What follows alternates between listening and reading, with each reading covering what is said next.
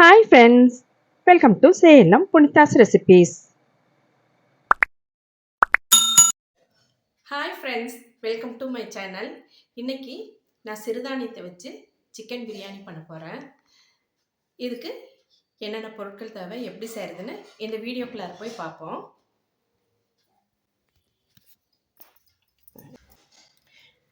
இதுக்கு இஞ்சி ஒரு 75 கிராம், பூண்டு ஒரு 75 கிராம், இதை நம்ம அரைச்சிக்கணும். இது கூடவே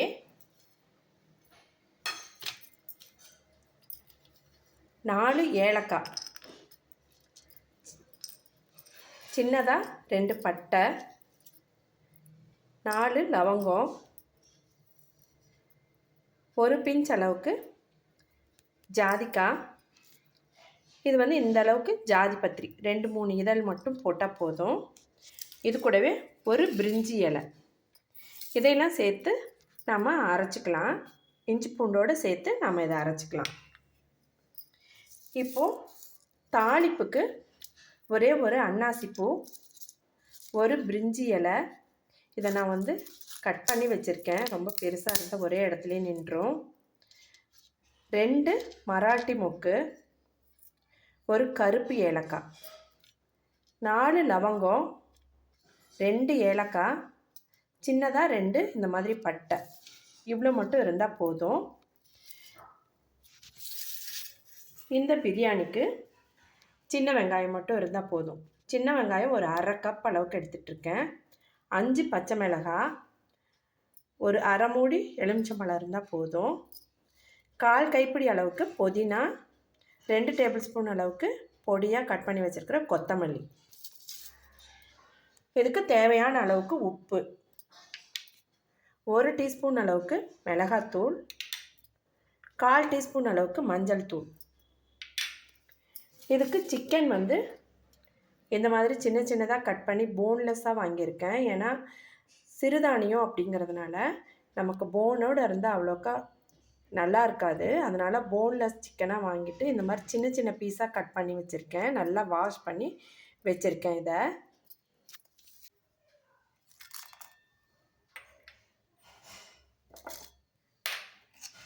மிக்ஸி ஜாரில் சேர்த்துட்டு கொஞ்சமாக தண்ணி சேர்த்துட்டு நல்லா நைஸாக அரைச்சிக்கலாம்.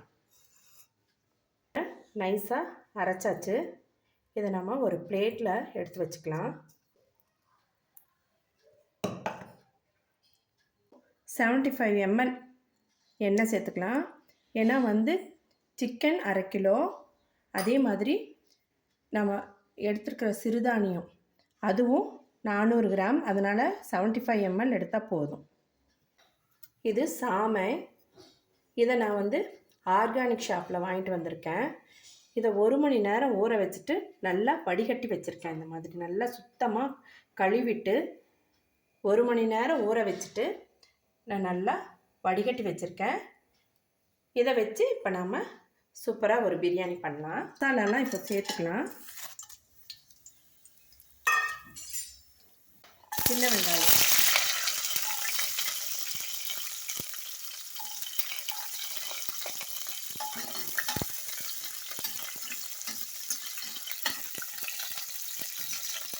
பச்சை மிளகாய் நான் 5 எடுத்து வச்சுருக்கேன்.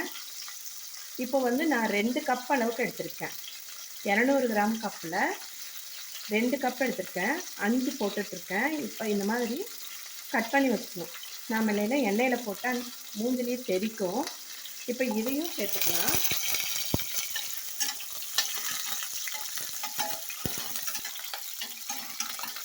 இப்போ வெங்காயம் நல்லா வெந்துருச்சு. இது கூட அரைச்சி வச்ச இஞ்சி பூண்டு விழுதை சேர்த்துக்கலாம்.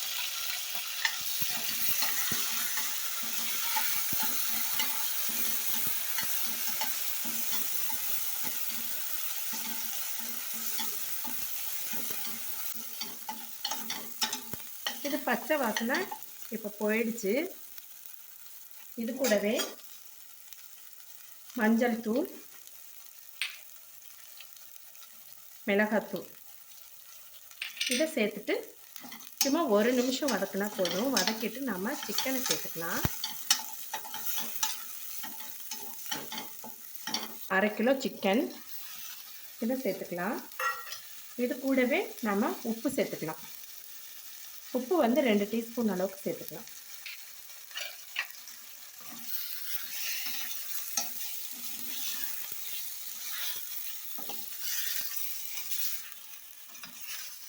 நம்ம நல்லா ஃப்ரை பண்ணிக்கணும்.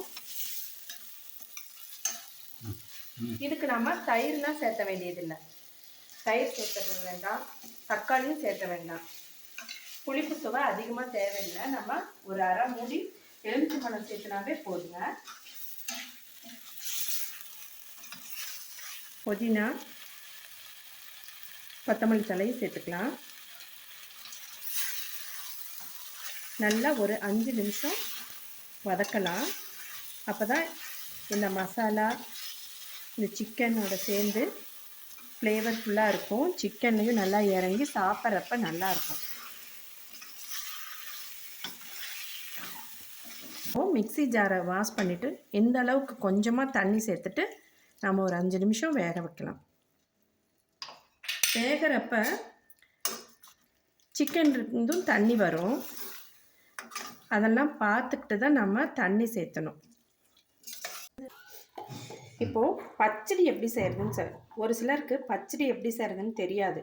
ஏன்னா கடையில் இருக்கிறது நல்லா இருக்குது, வெளியே விருந்துக்கு போனால் நல்லா இருக்குது, நாம் செஞ்சால் அப்படியே காரமாக இருக்குது, நல்லா க்ரன்ச்சியாக இருக்குது அப்படின்னு நினைக்கிறவங்க இருப்பாங்க. இது ரொம்ப ஈஸிங்க, ஒன்றும் இல்லை. நம்ம இது மாதிரி கட் பண்ணி வச்சுக்கிட்டோமா, இது மாதிரி நல்லா உதுத்து விட்டுட்டு உப்பு, கல்லுப்பு இருந்தாலும் சரி, தூளுப்பாக இருந்தாலும் சரி, அதை வந்து சேர்த்துட்டு நல்லா இந்த மாதிரி மிக்ஸ் பண்ணி நல்லா பசைஞ்சு விட்டுருணும். இதை ஒரு 10 நிமிஷம் அப்படியே விட்டுருங்க. விட்டுட்டா சாஃப்டாகிடும். அப்புறமேட்லும் நம்ம 2 தடவை வாஷ் பண்ணிவிட்டு அப்புறமேட்லும் தயிர் சேர்த்துனா சாஃப்டாக இருக்கும். பாருங்கள், இந்த அளவுக்கு வெந்தால் போதும். நாம் வந்து இன்னும் விசில் போட்டு வேக வைப்போம். அதனால் இந்த அளவுக்கு இருந்தால் போதும். இப்போது இது கூட இந்த வடிகட்டி வச்சுருக்கோம்ல, அந்த சாமையை போட்டு ஒரு கிளறுங்க.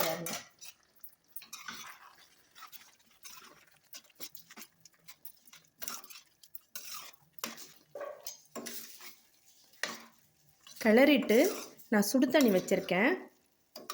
அதை நம்ம 1 பங்கு அளவுக்கு அளந்து ஊற்றிக்கிட்டால் போதும்.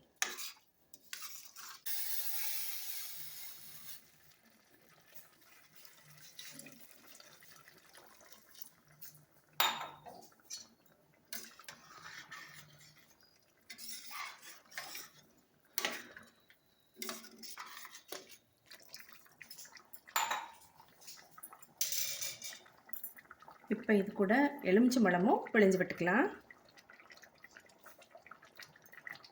மூடி போட்டுட்டு நான் சிம்மில் ஒரு 5 நிமிஷம் வைக்கலாம். அப்புறமேட்லும் ஓப்பன் பண்ணி பார்க்கலாம்.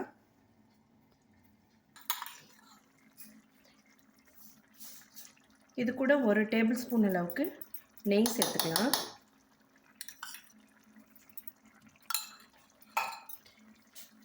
இதோடவே கொஞ்சம் கொத்தமல்லி தழை.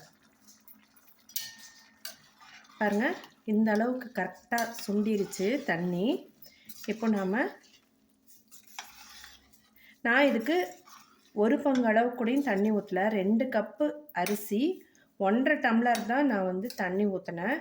இதுவே கரெக்டாக இருக்கும். இப்போ மூடி போட்டு விசில் போட்டுடலாம்.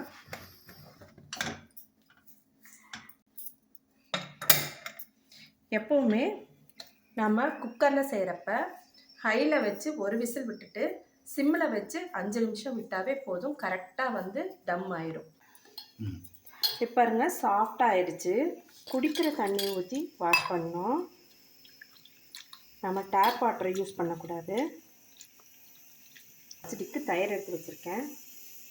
இதுக்கு கொஞ்சமாக உப்பு சேர்த்துட்டு இதை நல்லா ஸ்க்வீஸ் பண்ணிவிட்டு நம்ம இதோட சேர்த்து நல்லா கலந்து வச்சுக்கலாம். சூப்பராக தயிர் பச்சடி ரெடி ஆகிடும். கொஞ்சமாக கொத்தமல்லி தழை, கேரட் வேணும்னாலும் போட்டுக்கலாம்.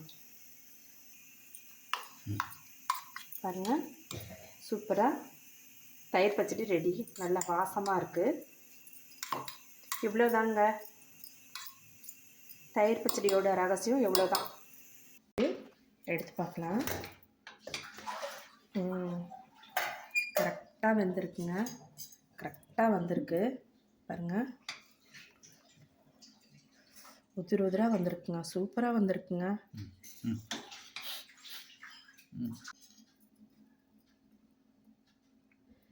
சாமை சிக்கன் பிரியாணி சூப்பராக ரெடி ஆயிடுச்சு.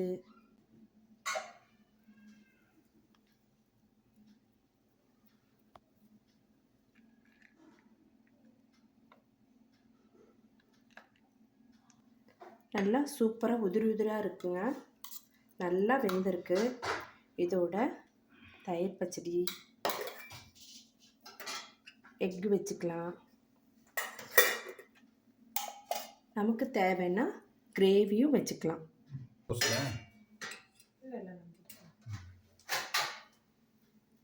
சிக்கன் பெப்பர் கிரேவி இது கூட சர்வ் பண்ணி இப்போ எப்படி இருக்குன்னு சாப்பிட்டு பார்ப்போம்.